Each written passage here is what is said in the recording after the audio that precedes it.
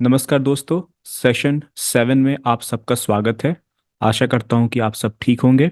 और जो लोग भी प्राइस एक्शन सीखना चाहते हैं उन्होंने ऑलरेडी सेशन 1 to 6 तक देख लिया है, और 1 to 6 देखने के बाद वो सेशन 7 में आए हैं। आज के सेशन में हम शॉर्ट में बात करेंगे कि फॉरेक्स मार्केट क्या होता है। फॉरेक्स में अगर आप ट्रेड करते हैं तो कौन कौन से सेशंस होते हैं, उसमें कितना लेवरेज मिलता है, और फॉरेक्स का फंडामेंटल क्या होता है। सबसे पहले हम ये जानेंगे कि जो टर्म फॉरेक्स है वो बनता कैसे है। फॉरेक्स दो वर्ड्स के मिलने से बना है, फॉरेन प्लस एक्सचेंज। तो जब फॉरेन और एक्सचेंज को आप ऐड करेंगे, दोनों का फर्स्ट लेटर सिर्फ आप ले लेंगे तो फॉरेक्स वर्ड बनेगा। लेकिन एक सबसे मज़ेदार बात यह है कि फॉरेन प्लस एक्सचेंज के मिलने से फॉरेक्स वर्ड बनता है, लेकिन यहाँ पे कोई एक्सचेंज होता नहीं है। ये मैं पहले क्लियर कर दे रहा हूँ। जैसे आप स्टॉक मार्केट में ट्रेड करते हैं, इंडियन स्टॉक मार्केट में ट्रेड करते हैं, तो हमारे पास एक्सचेंज है, एनएससी और बीएससी। और जो भी ट्रेड हम करते हैं वो डेटा उनके पास में जाता है। लेकिन जब आप फॉरेन फॉरेक्स में ट्रेड करते हैं तो कोई सेंट्रलाइज्ड एक्सचेंज नहीं है, और जो भी ब्रोकर होता है वो ट्रेडिंग अपने टर्मिनल पे करवाता है और वो डेटा किसी के साथ शेयर नहीं करता है। दोस्तों, आप फॉरेक्स ट्रेडिंग टर्मिनल पे प्रोफेशनली करें या ना करें, लेकिन ज़िंदगी में कभी ना कभी आपने फॉरेक्स ट्रेडिंग ज़रूर की होगी। जैसे मैंने यहाँ पे एग्जांपल लिया है कि एक बंदा है, वो न्यूयॉर्क में रहता है, तो न्यूयॉर्क की करेंसी है डॉलर। उसको अगर पेरिस जाना है तो पेरिस की करेंसी है यूरो। तो जब वो एक जगह से दूसरी जगह जाएगा, तो जब वो पेरिस पहुंचेगा तो उसको अपने खर्चे के लिए जो पैसे चाहिए वो यूरो में चाहिए, तो वो एयरपोर्ट पे या किसी शॉप पर जाकर डॉलर्स के बदले यूरो एक्सचेंज करेगा, पेरिस में खर्च करेगा। और जब वापस आएगा न्यूयॉर्क तो फिर जो भी यूरो बचा होगा उस यूरो को डॉलर में कन्वर्ट करके वापस अपने शहर में आ जाएगा। तो उसने जो पैसे की खरीद बिक्री की, जो पैसा उसने चेंज किया, उसको फॉरेक्स ट्रेडिंग कहते हैं। जब इसी ट्रेडिंग को आप प्रोफेशनली टर्मिनल पे बैठ के करते हैं तो उसे आप फॉरेक्स की ट्रेडिंग कहेंगे, प्रोफेशनली टू अर्न मनी, पैसा कमाने के लिए। लेकिन यहाँ पे जो ट्रेडिंग हो रही है वो नीड के लिए, वो ज़रूरत के लिए हो रही है। ठीक है। तो आई होप आप फॉरेक्स ट्रेडिंग को समझ गए होंगे कि आप अपने लाइफ में कभी ना कभी आपने किया होगा, भले टर्मिनल पे प्रोफेशनली आप इसे करें या ना करें। और ये बात मैं आपको पहले बता चुका हूँ कि फॉरेक्स का कोई सेंट्रलाइज्ड एक्सचेंज नहीं होता है। जो ब्रोकर्स होते हैं वो इंडिपेंडेंटली ट्रेड को एग्जीक्यूट करते हैं। और फॉरेक्स का कोई सेट प्राइस भी नहीं होता है, वो प्राइस बहुत पास पास में होता है। लेकिन अगर आप किसी दो ब्रोकर के एग्जांपल ले, जैसे इंडिया में जो सबसे पॉपुलर ब्रोकर है वो है ऑक्टा एफएक्स और एक्सएनएस। तो आप ऑक्टा एफएक्स और एक्सएनएस में जब प्राइस देखेंगे किसी भी फॉरेक्स पेयर का, जैसे एग्जांपल लेता हूँ यूरो यूएसडी का, तो आप प्राइस सेम देखेंगे। वैसा इसलिए होता है क्योंकि जो फॉरेक्स है वो सबसे ज़्यादा ट्रेड होने वाली मार्केट है। दुनिया के किसी भी स्टॉक मार्केट से ज़्यादा ट्रेडिंग फॉरेक्स मार्केट में होती है, और यहाँ पे इतना ज़्यादा वॉल्यूम होता है कि कोई भी दो ब्रोकर अलग अलग प्राइस रख ही नहीं सकता है। क्योंकि अगर अलग अलग प्राइस हुआ तो जो बड़े ट्रेडिंग फर्म्स होते हैं वो एक ब्रोकर के पास बाई करके, जिसके पास में प्राइस नीचे है, और दूसरे ब्रोकर के पास सेल करके जिसके पास प्राइस ऊपर है, बीच का मार्जिन खा लेंगे। तो कभी भी जो ट्रेडिंग होती है कोई एक्सचेंज नहीं है, फिर भी आप देखेंगे तो लगभग लगभग प्राइस बहुत ही मामूली अंतर के साथ सेम होता है किसी भी एक्सचेंज में। जैसे मैंने यहाँ पे एग्जांपल लिया है किसी एक शहर में, एग्जांपल यहाँ पे मैनहट्टन शहर का है। सिर्फ 1 स्क्वायर माइल के एरिया में इतने सारे फॉरेक्स ट्रेडिंग की शॉप्स हैं, ये इतने सारे जगह है जहाँ पे फॉरेक्स की ट्रेडिंग हो रही है। तो आप कह सकते हैं कि हर जो ब्रोकर है वो अपना खुद का मार्केट क्रिएट करता है। लेकिन ये इतनी ज़्यादा ट्रेड होने वाली मार्केट है कि प्राइस कभी भी ऊपर नीचे नहीं होता है। तो दोस्तों, फॉरेक्स मार्केट को स्पेकुलेटर्स ट्रेड करते हैं। स्पेकुलेटर्स का मतलब होता है इंट्राडे ट्रेडर, जैसे हम और आप होते हैं। स्पेकुलेट करना मतलब अंदाज़ा लगाना, और जो हम इंट्राडे ट्रेडिंग करते हैं वो स्पेकुलेशन के अंडर में आता है। उसके अलावा हेज फंड्स और बड़े इंडिविजुअल ट्रेडर्स इसको ट्रेड करते हैं। तो जितने भी बैंक्स होते हैं वो सारे फॉरेक्स में ट्रेड करते हैं। इसके अलावा इंटरनेशनल बिजनेस जो है वो फॉरेक्स में ट्रेड करते हैं। जैसे एग्जांपल लीजिए, अगर अपने देश का एग्जांपल लें हम, अगर हम चाइना से कोई सामान खरीदते हैं तो हम वहाँ की करेंसी में जो है वो पेमेंट करेंगे, राइट। या हम यूएस से कोई सामान खरीदते हैं, जब भारत सरकार खरीदती है तो डॉलर टर्म में पेमेंट करती है। तो डॉलर टर्म में पेमेंट करने के लिए हमें डॉलर चाहिए, इसलिए आप देखते होंगे कि भारतीय रिजर्व बैंक या दूसरे बैंक जो है वो डॉलर्स खरीदती है ताकि वो पेमेंट कर सके दूसरे कंट्री में। और जब हम पैसा लेते तो फिर इंडियन करेंसी में लेते तो दूसरी कंट्री जो है वो आईएनआर खरीद के हमें पेमेंट करती है। ऐसा कम होता है, जनरली हम डॉलर में पेमेंट एक्सेप्ट कर लेते हैं। लेकिन अगर हम ये कहें कि हमें आईएनआर में, इंडियन करेंसी में पेमेंट चाहिए, तो भी हमें मिल जाती है।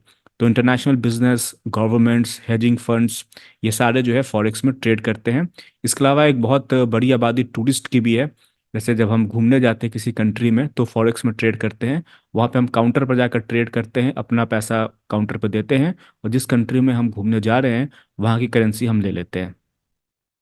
फॉरेक्स जो बड़े ट्रेडर्स है उसमें कुछ का नाम, जिनका नाम आपको जानना चाहिए, जो अब तक की हिस्ट्री में सबसे बड़े फॉरेक्स ट्रेडर हुए हैं इंडिविजुअल, उसमें जॉर्ज सोरोस, इनका नाम अभी बहुत पॉपुलर हुआ था। इन्होंने इंडिया के खिलाफ कुछ बोल दिया था अभी कुछ दिन पहले। तो जॉर्ज सोरोस है, बहुत ही पॉपुलर ट्रेडर। पॉल ट्यूडर हैं, रिचर्ड डेनिस है, तो ये लोग दुनिया के बड़े फॉरेक्स ट्रेडर हैं। यहाँ पे मैंने एग्जांपल लिया एक टूरिस्ट का।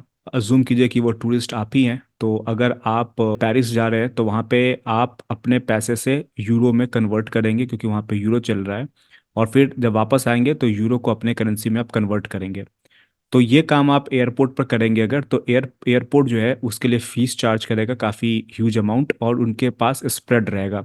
जैसे एग्जांपल लीजिए, अगर जो है आपके पास में डॉलर है और आपने को यूरो चाहिए, तो आप उसको $100 देंगे तो आपको जो है वो कुछ यूरो देगा।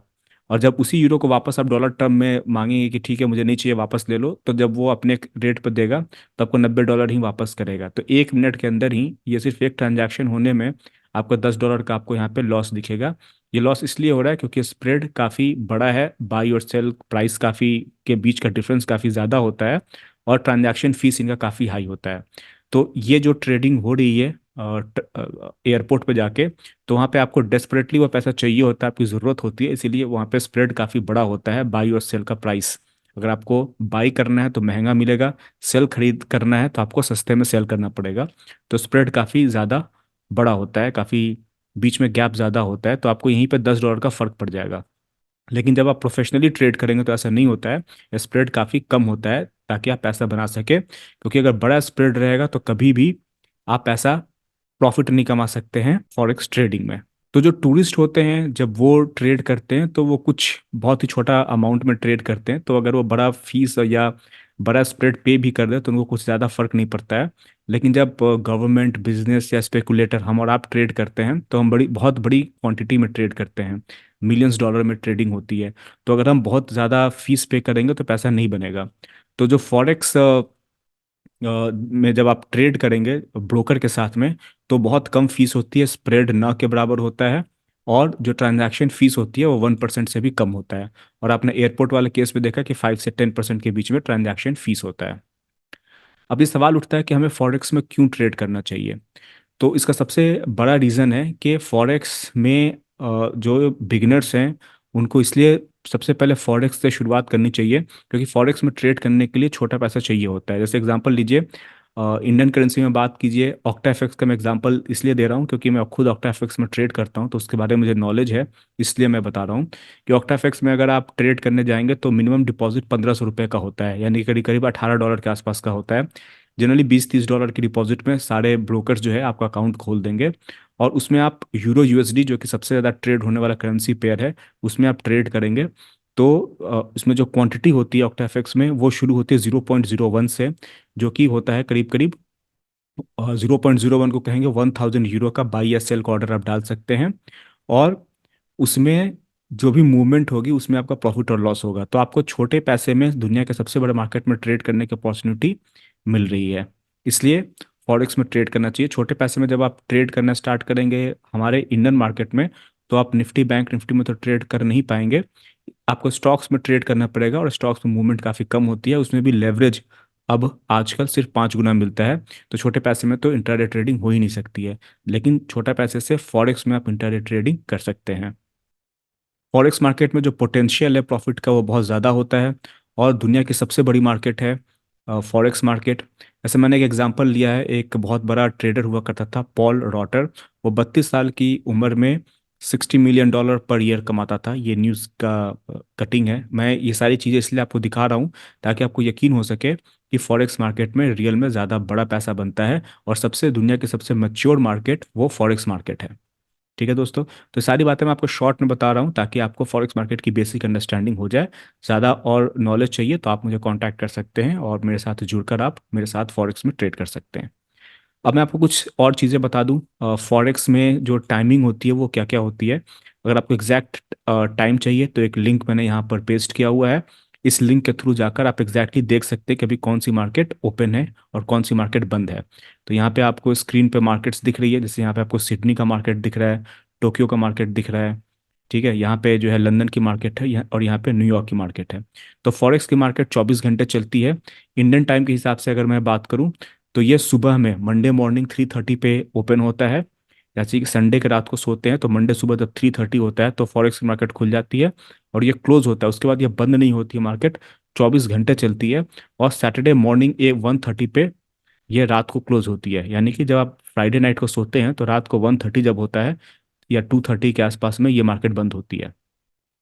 तो आप देख सकते हैं कि अगर आप ट्रेड करेंगे फॉरेक्स मार्केट में तो आपके पास में 24 घंटे चलने वाली मार्केट आपको मिलेगी, सबसे मैच्योर मार्केट मिलेगी, और छोटे पैसे में आप ट्रेड कर सकते हैं। इसलिए मैं फॉरेक्स ट्रेडिंग को ज़्यादा प्रमोट करता हूँ, इसके पहले कि आप निफ्टी या बैंक निफ्टी में आप ट्रेड करें।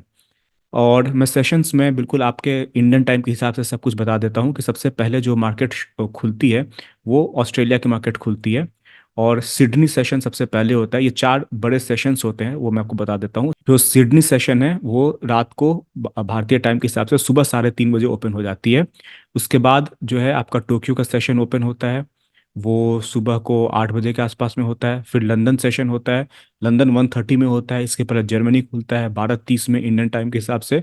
और न्यूयॉर्क सेशन अभी रात को 8 बजे स्टार्ट होता है। तो बीच में बहुत सारे ओवरलैप होता है, तो जो सबसे अच्छा टाइम होता है।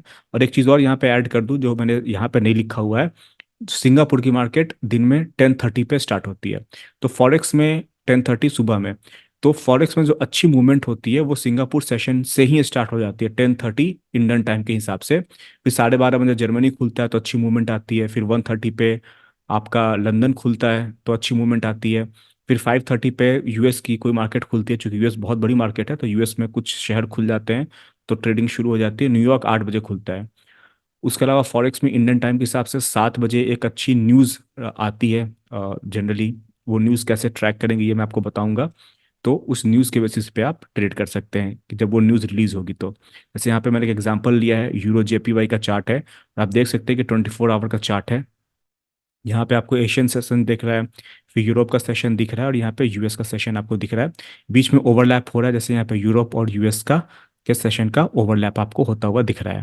जैसे यहाँ पे एग्जांपल लीजिए, यहाँ पे यूएस सेशन है, और जब यूएस सेशन खत्म हो जाता है तो यहाँ पे आप ट्रेडिंग कर तो सकते हैं, लेकिन मूवमेंट ना के बराबर होती है। मार्केट लगभग लगभग रुकी रहती है, और जब मार्केट रुकी रहेगी तो आप ट्रेड करेंगे, तो जब मूव हो ही नहीं रही है तो प्रॉफिट की संभावना ना के बराबर होती है। तो जनरली अगर आप ट्रेड करते हैं तो कोई एक मार्केट चूज करना होगा जब आप फ्री हो तब। जैसे एग्जांपल लीजिए, जो लोग सुबह 9 to 5 जॉब करते हैं तो वो यूएस सेशन में ट्रेड कर सकते हैं। जनरली शाम को 7 बजे वो ट्रेड करने बैठे हैं यूरो यूएसडी या जीबीपी यूएसडी करेंसी पेयर में, और अच्छी मूवमेंट आती है 7 बजे से लेकर रात को 10-11 बजे तक। वो इत्मीनान से प्राइस एक्शन ट्रेडिंग कर सकते हैं। जो लोग दिन में फ्री होते हैं और शाम की ड्यूटी है तो वो 10:30 इंडियन टाइम के हिसाब से बैठ सकते हैं। सिंगापुर की मार्केट खुलती है, या लंदन 1:30 में खुलता है दोपहर को, या जर्मनी 12:30 दोपहर को खुलता है, तब वो उस टाइम पे ट्रेड कर सकते हैं। जनरली जब जैसे एग्जांपल लीजिए कि लंदन जब क्लोज हो जाता है शाम को 6 बजे के आसपास, तो 6 से 7 मूवमेंट नहीं होती है, तो मार्केट क्वाइट होता है, स्लो होता है। तो उस टाइम पे ट्रेड नहीं करना चाहिए। तो आप देख सकते हैं बीच बीच में मार्केट की मूवमेंट कम हो जाती है, और जब कोई बड़ी कंट्री में ट्रेडिंग स्टार्ट होती है तो फिर मार्केट की मूवमेंट तेज हो जाती है। ठीक है दोस्तों, आई होप मैं अपनी बात आपको समझा पा रहा हूँ। बहुत मैं जल्दी जल्दी समझा रहा हूँ ताकि वीडियो ज़्यादा लंबी ना हो और आपको फॉरेक्स की बेसिक अंडरस्टैंडिंग मिल जाए। ठीक है दोस्तों, अब मैं आपको लेवरेज की बात बता दूं कि इसमें लेवरेज कितना मिलता है। तो देखिए, ये लेवरेज जो है वो टाइम के साथ चेंज होता रहता है। तो ये जब मैंने स्लाइड बनाया था तब कुछ और था। अभी जो है लेवरेज थोड़ा सा चेंजेस हुआ है। तो जब यूरो यूएसडी में ट्रेड करते हैं, ऑक्टा एफएक्स में जो होता है वो 0.01 में 0.01 क्वांटिटी से आप ट्रेड करना स्टार्ट कर सकते हैं। और 0.01 क्वांटिटी में ट्रेड इनिशिएट करने के लिए सिर्फ आपके अकाउंट में $3 होना चाहिए। ठीक है, यानी कि करीब करीब 240 250 रुपए के आसपास ही होना चाहिए, और आप एक एक लॉट यानी कि 0.01 क्वांटिटी से ट्रेड कर सकते हैं। ठीक है, तो लगभग लगभग 500 गुना से ज़्यादा का लेवरेज मिलता है अगर आप फॉरेक्स में ट्रेड करते हैं। तो इससे ज़्यादा लेवरेज कोई भी मार्केट आपको नहीं देगी। और अगर लेवरेज के बारे में ज़्यादा जानकारी चाहिए तो मैं इस पे एक अलग से वीडियो बना दूंगा। दोस्तों, जो बड़े ट्रेडर्स होते हैं जो बिलियंस ऑफ डॉलर और मिलियंस ऑफ डॉलर से ट्रेड करते हैं, वो बहुत सारी चीज़ों को देखते हैं, जैसे CNBC, financial times, wall street journal. वो इंटरनेशनल न्यूज़ को देखते हैं, वो इकोनॉमिक इंडिकेटर्स को देखते हैं, वो डेटा का अध्ययन करते हैं, पढ़ते हैं, इंटरेस्ट रेट चेंजेस को देखते हैं, और भी बहुत सारी चीज़ों को देखते हैं। लेकिन एज एन इंडिविजुअल ट्रेडर, अगर आप एक इंडिविजुअल ट्रेडर है जो कुछ $1000 से ही ट्रेड करते हैं, तो हम लोगों के लिए इन सब चीज़ों को जानने का कोई मतलब नहीं है। उसकी वजह यह है कि अगर ये सब डेटा हमारे पास आ भी जाए, तो हम एक इंडिविजुअल ट्रेडर है, हमें इन सब डेटा की समझ होगी नहीं। हम जब तक समझने की कोशिश करेंगे कि इन सब डेटा का क्या रिजल्ट आएगा, तब तक मार्केट मूव कर चुकी होगी। लेकिन जो बहुत बड़े पैसे से ट्रेड करते हैं वो बहुत सारी चीज़ों का ध्यान रखकर तब ट्रेड करते हैं। तो हम as a as a retail trader हम क्या कर सकते हैं कि हम इन सब डेटा को न देखकर प्राइस एक्शन को सिर्फ देखेंगे कि प्राइस किस तरफ मूव कर रहा है। इन सब डेटा को पढ़ने के बाद में जो इंस्टीट्यूशंस हैं, ज़्यादातर इंस्टीट्यूशन किस तरफ जा रहे हैं, बाई साइड जा रहे हैं या सेल साइड जा रहे हैं, और वो जिस तरफ जाएंगे हम उस तरफ बोलेंगे। तो प्राइस एक्शन पढ़ने का, जानने का मतलब ही यही होता है कि हमें डेटा से या फंडामेंटल से कोई लेना देना नहीं होता है। हम प्योर सिर्फ और सिर्फ प्राइस को देखते हैं, अपने सेटअप को देखते हैं, अपने स्टॉप लॉसेस को देखते हैं, और टेक प्रॉफिट टारगेट को देखकर ट्रेड करते हैं। जो टेक्निकल एनालिसिस है, जो प्राइस एक्शन है, वो हमें ये बताता है कि इंस्टीट्यूशंस क्या सोचते हैं फंडामेंटल स्टडी करने के बाद में। क्योंकि इंस्टीट्यूशन के पास में टीम होती है, उनके पास में इकोनॉमिस्ट होते हैं, उनके पास में मैथमेटिशियन होते हैं, फिजिसिस्ट होते हैं, डेटा एनालिसिस के लिए उनके पास में बहुत बड़े सॉफ्टवेयर्स होते हैं। उन सब चीज़ों का यूज़ करके वो निष्कर्ष निकालते हैं, रिजल्ट निकालते हैं कि प्राइस को ऊपर जाना चाहिए या नीचे जाना चाहिए। तो जब आप प्राइस एक्शन ट्रेडिंग सीख लेंगे, तो खुद ब खुद आप ये जान जाएंगे कि इन सब डेटा को पढ़ने के बाद में जो इंस्टीट्यूशंस है, ज़्यादातर इंस्टीट्यूशंस किस तरफ के ट्रेड्स ले रहे हैं, बाई साइड के या सेल साइड के। जैसे जब चार्ट यहाँ से ऊपर की तरफ में चलना स्टार्ट हुआ, इस हाई को क्रॉस किया, एक स्ट्रॉन्ग ब्रेकआउट इस कैंडल पे दिख रहा है, तो मुझे इसके लिए फंडामेंटल्स पढ़ने की ज़रूरत नहीं है कि इस चार्ट का फंडामेंटल क्या कहता है। प्राइस ऊपर की तरफ में जा रहा है, हम एक रिटेल ट्रेडर है, तो हम बाई साइड के ट्रेड्स देखेंगे। जैसे ही एक स्ट्रॉन्ग ब्रेकआउट हुआ, हम यहाँ पे बाई कर सकते हैं। स्टॉप लॉस या तो यहाँ का डालेंगे या यहाँ का डालेंगे, और ट्रेड्स को में आगे बढ़ेंगे। तो प्राइस एक्शन ट्रेडर को ना तो टीवी देखने की ज़रूरत है, ना ही कोई न्यूज़ देखने की ज़रूरत है, ना ही न्यूज़ का मतलब निकालने की ज़रूरत है, किसी को फॉलो करने की ज़रूरत नहीं है। सिर्फ और सिर्फ प्राइस एक्शन को फॉलो करने की ज़रूरत है। इसलिए मैं प्राइस एक्शन पे इतनी जोर देता हूँ, और मैं इतने डिटेल्स में वीडियो बनाता हूँ ताकि आपको ये बात समझ में आ सके कि रिटेल ट्रेडर के लिए प्राइस एक्शन ही एकमात्र जरिया है पैसा बनाने का, जिसका यूज़ करके एक रिटेल ट्रेडर पैसा बना सकता है। तो दोस्तों, अब हम बात कर लेते हैं फॉरेक्स मार्केट में रिस्क की, कि फॉरेक्स मार्केट में क्या क्या चीज़ें हम यूज़ करते हैं।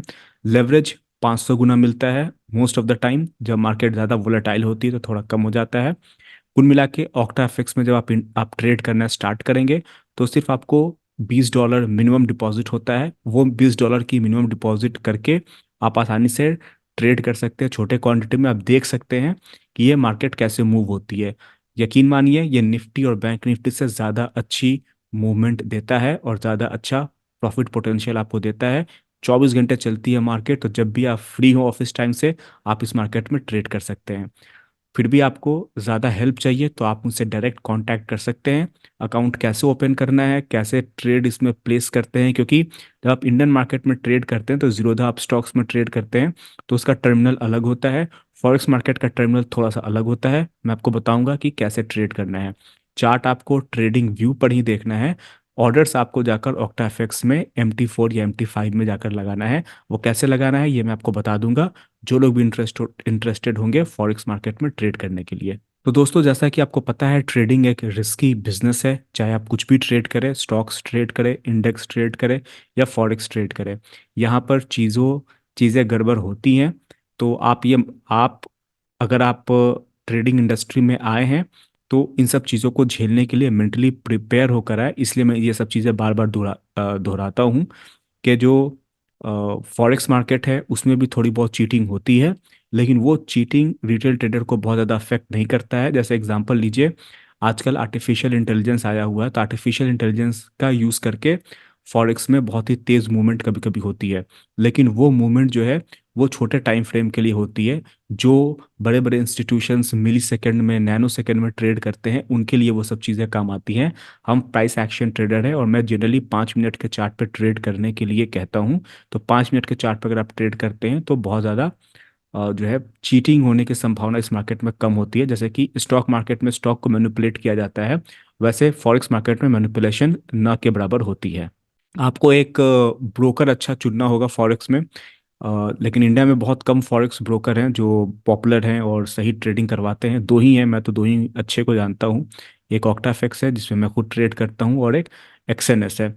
तो इनमें क्या होता है कि ज़्यादातर लोग ट्रेड करते हैं और इसमें ब्रोकरेज बहुत कम है और स्प्रेड भी ठीक ठाक होता है। फॉरेक्स में सिंबल्स क्या क्या होते हैं? फॉरेक्स में का जो सिंबल्स होते हैं, जैसे जब मैं कहता हूँ यूरो यूएसडी में ट्रेड करने के लिए, तो 6 लेटर से बना होता है यूरो और यूएसडी। यहाँ पे जो पहले जो करेंसी आता है, इस करेंसी को हम कहते हैं बेस करेंसी। तो यहाँ पे यूरो यूएसडी में जो बेस करेंसी है वो यूरो है, और जो यूएसडी है वो सेकेंडरी करेंसी है, या इसको कोट करेंसी भी कहते हैं। सेकेंडरी करेंसी कहिए या कोट करेंसी कहिए, ठीक है।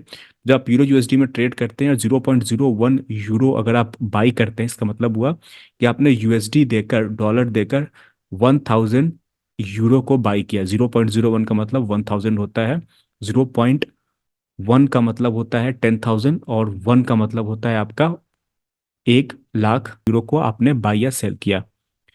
कुछ निकनेम होते हैं जिनको आप जान सकते हैं, जैसे AUD यूएसडी में अगर आप ट्रेड करते हैं, AUD का मतलब ऑस्ट्रेलियन डॉलर होता है, इसको शॉर्ट में ऑसी कह सकते हैं। यूरो यूएसडी को शॉर्ट में यूरो भी कहा जाता है। अगर मैं कहूँ यूरो में ट्रेड करो, इसका मतलब होता है यूरो यूएसडी में ट्रेड करना। GBP यूएसडी को शॉर्ट में केबल कहा जा सकता है। NZD यूएसडी यानी कि न्यूजीलैंड डॉलर यूएसडी के ट्रेडिंग को कीवी कहा जाता है। USD CAD करेंसी पेयर है, इसको लून कहा जाता है। USD CHF को स्विस कहा जाता है, और USD JPY को गॉफर कहा जाता है। ये जानना ज़रूरी नहीं है, इंपॉर्टेंट ये है कि कभी कभी लोग केबल कह देते हैं GBP USD को। तो ये दो इंपॉर्टेंट है। और ऑसी तो आपको दिख ही रहा है, AUD का मतलब ये ऑस्ट्रेलिया हुआ, ऑस्ट्रेलियन डॉलर, और ऑस्ट्रेलिया में सब चीज़ को ऑसी कहेंगे। तो ये तीन चार चीज़ें आप याद रखिए, ताकि अगर आप आगे किसी पॉडकास्ट को सुने या किसी दूसरे ट्रेडर्स को सुने तो इन सब शॉर्ट फॉर्म्स का मतलब आपको पता हो।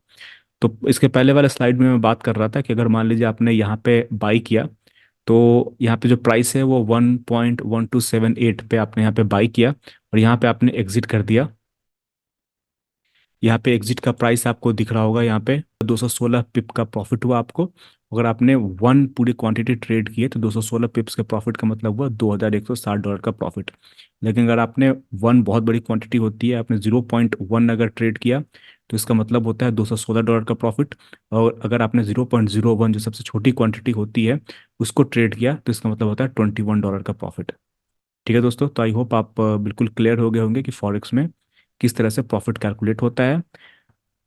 दोस्तों, फॉरेक्स मार्केट में जो टर्म यूज होता है, एक टर्म होता है जो यूज होता है पिप। तो पिप किसको कहते हैं?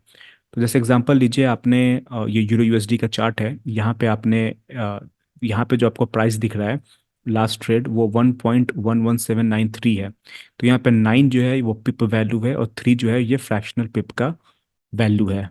तो जो स्टॉक मार्केट में जिसको हम टिक वर्ड यूज करते हैं, वो टिक यहाँ पे पिप बन जाता है। तो ये फर्क होता है, स्टॉक मार्केट में टिक वर्ड यूज करते हैं, यहाँ पे हम पिप वर्ड यूज करेंगे। फॉरेक्स कोट्स कैसे लिखे जाते हैं ये मैं आपको एक बार शॉर्ट में बताने की कोशिश कर रहा हूँ। जैसे एग्जांपल लीजिए, यूरो यूएसडी में अगर अगर आपको वैल्यू दिख रहा है 1.1139, तो यहाँ पे 9 जो है वो पिप वैल्यू है, और 9 के बाद कुछ ब्रोकर्स और भी अगर डिजिट जोड़ते हैं तो उसको हम फ्रैक्शनल पिप कहेंगे। जापानीज येन में थोड़ा सा फर्क होता है। यहाँ पे क्या आता है, वन, इसमें डेसिमल के बाद में दो ही डिजिट होता है तो इसको पिप कहेंगे, तीसरा डिजिट अगर आएगा तो उसको फ्रैक्शनल पिप कहेंगे। इन सब बातों पे आप ध्यान ज़्यादा मत दीजिए, जब आप रियल ट्रेडिंग करेंगे तो आपको ये सब चीज़ें बहुत ही क्लियर समझ में आ जाएंगी। जब आप ट्रेड करें तो ये बिल्कुल ही सब कुछ नया नया ना लगे, इसलिए आप इस वीडियो को देख लीजिए, वरना जब आप लाइव ट्रेडिंग करेंगे तो चीज़ें ज़्यादा अच्छे तरीके से आपको समझ में आएंगी। जैसे यहाँ पे आपको जो प्राइस दिख रहा है 1.14730, तो यहाँ पे थ्री जो है वो पिप वैल्यू है, जीरो जो है यहाँ पे फ्रैक्शनल पिप का वैल्यू है। मैं यहाँ पे एक रिजल्ट दिखा रहा हूँ ट्रेडर्स का, जो अलग अलग साइज में ट्रेड करते हैं। और जो ट्रेडर होते हैं वो अपना प्रॉफिट पिप वैल्यू में कैलकुलेट करके बताते हैं कि उनका आज का टोटल प्रॉफिट है वो कितने पिप का है। जैसे एग्जांपल लीजिए, मार्केट यहाँ पे लगातार EMA 21 के ऊपर में चल रही थी, यहाँ पे स्ट्रॉन्ग ब्रेकआउट हुआ, उसको फॉलो थ्रू मिला और इस कैंडल के क्लोजिंग प्राइस पे आपने एंट्री ली। आपने मार्केट प्राइस पे सेल किया और यहाँ पे प्राइस जो है वो दिख रहा है आपको 1.0940। यहाँ पे आपने एंट्री ली और अज्यूम कीजिए कि आप इस कैंडल के हाई के ऊपर में आप निकल गए और यहाँ पे जो प्राइस है वो है 0915। तो आपको टोटल जो प्रॉफिट हुआ जब आप एग्जिट पॉइंट में से एंट्री पॉइंट को घटाएंगे, माइनस करेंगे, तो 25 पिप्स का प्रॉफिट हुआ। और आपको पता है कि जो ज़्यादातर ट्रेडर होते हैं वो अपनी पोजीशन साइज पैसे में या डॉलर टर्म में प्रॉफिट को नहीं बताते, वो पिप साइज में बात करते हैं। तो वो बताएंगे कि यहाँ पे मुझे 25 पिप का प्रॉफिट हुआ। दोस्तों, फॉरेक्स ट्रेडिंग को और डिटेल में समझने के लिए मैं आपको अपने कंप्यूटर पे अपने टर्मिनल पे लेके चल रहा हूँ, जहाँ पे मैं आपको दिखाऊंगा कि लाइव फॉरेक्स का चार्ट कैसा दिखता है। तो सामने आपको यूरो USD का चार्ट दिख रहा है। जैसे मैं आपको सबसे पहले दिखाऊं कि जो लोग इंडियन मार्केट में ट्रेड करते हैं, ये बैंक निफ्टी का चार्ट है। तो आज 12 जनवरी का ये चार्ट आपको यहाँ पे दिख रहा होगा, फ्राइडे का बैंक निफ्टी का ये चार्ट है। मैं जब बैंक निफ्टी में मेरी ट्रेडिंग खत्म हो जाती है फिर मैं फॉरेक्स में आता हूँ और फॉरेक्स का ये चार्ट है। ये आज का फॉरेक्स का चार्ट है और आप देख सकते हैं अभी करेंटली रात के 2 बज रहे हैं, तो अभी थोड़ी देर में 2:30 बजे ये मार्केट बंद हो जाएगी, थोड़ी देर और चलेगी फिर ये मार्केट क्लोज हो जाएगी, फिर मंडे को ये मार्केट ओपन होगा। तो आप देख सकते हैं मैं जो ट्रेडिंग करता हूँ उसमें कोई इंडिकेटर नहीं है, ना ही यहाँ पे वॉल्यूम है, सिर्फ प्योर प्राइस एक्शन ट्रेडिंग होती है। कुछ लाइंस आपको ज़रूर दिख रहा है, ये लाइंस क्या है ये मैं कभी दूसरे वीडियोस में बताऊंगा।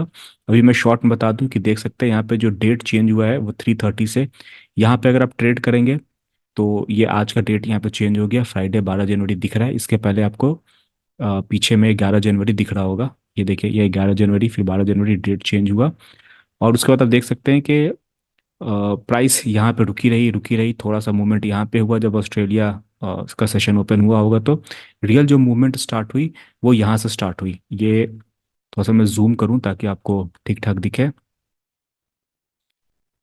मैं जूम करके ही दिखाता हूँ ताकि चीज़ें क्लियर दिखे। देखिए यहाँ पे बहुत छोटी छोटी मूवमेंट है, बहुत ज़्यादा ज़्यादा मूवमेंट है नहीं। ये सुबह का टाइम है, नीचे में आपको टाइम भी दिख रहा होगा।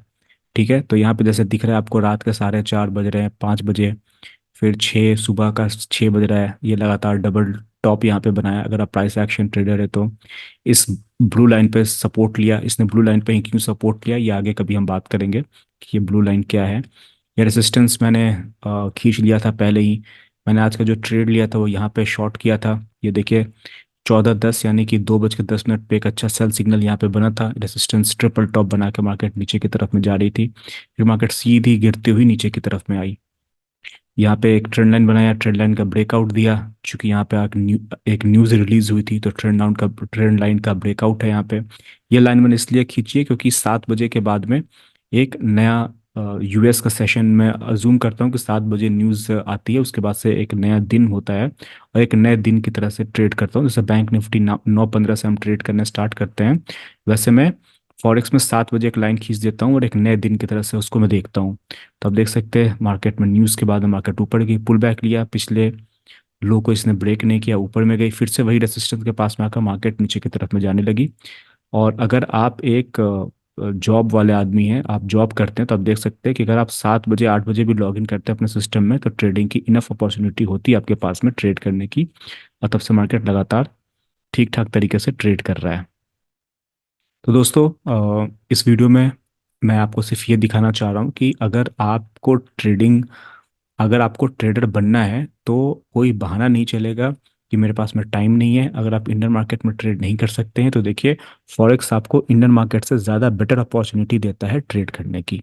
चलिए मैं आपको वापस अपने स्लाइड पे अब लेके चलता हूँ। दोस्तों, अब ये पिप को हम कैसे कैलकुलेट करते हैं, 1 पिप जो होता है वो $1 के बराबर होता है। कब? अगर आप 10,000 यूनिट से ट्रेड करते हैं तो।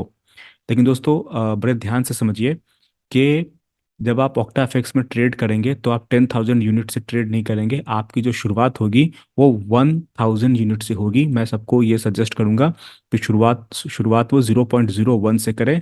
0.01 का मतलब होता है 1,000 यूनिट, राइट। यानी कि अगर आप 0.01 यूरो यूएसडी को बाई करते हैं, इसका मतलब हुआ कि 1,000 यूरो को आप बाई कर रहे हैं। लेकिन जो स्टैंडर्ड साइज होता है इंटरनेशनल मार्केट में, जो इंटरनेशनल ट्रेडर यूज़ करते हैं वो 10,000 यूनिट के टर्म में यूज़ करते हैं।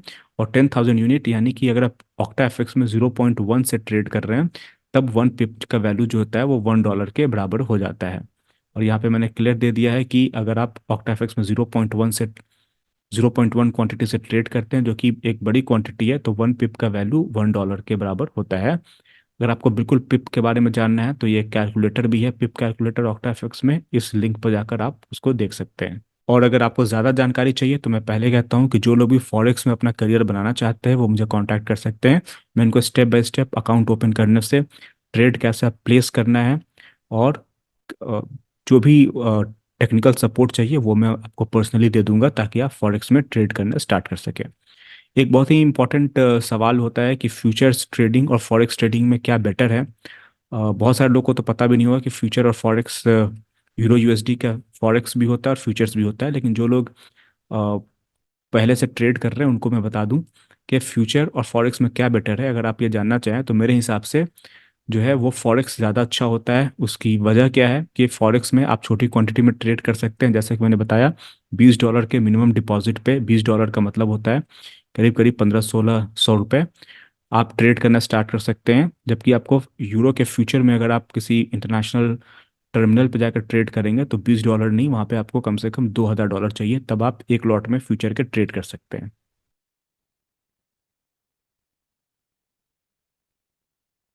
एक चीज़ समझिए कि जब आप फॉरेक्स में ट्रेड करते हैं तो बहुत सारे जो ब्रोकर्स होते हैं उनका स्प्रेड काफ़ी बड़ा होता है। स्प्रेड का मतलब बिड और आस्क के बीच का जो डिफरेंस होता है वो काफ़ी बड़ा होता है। जैसे मैं एग्जांपल दूँ, हमारे बैंक निफ्टी में बिग बिड प्राइस और आस्क प्राइस का जो डिफरेंस होता है वो बहुत कम होता है।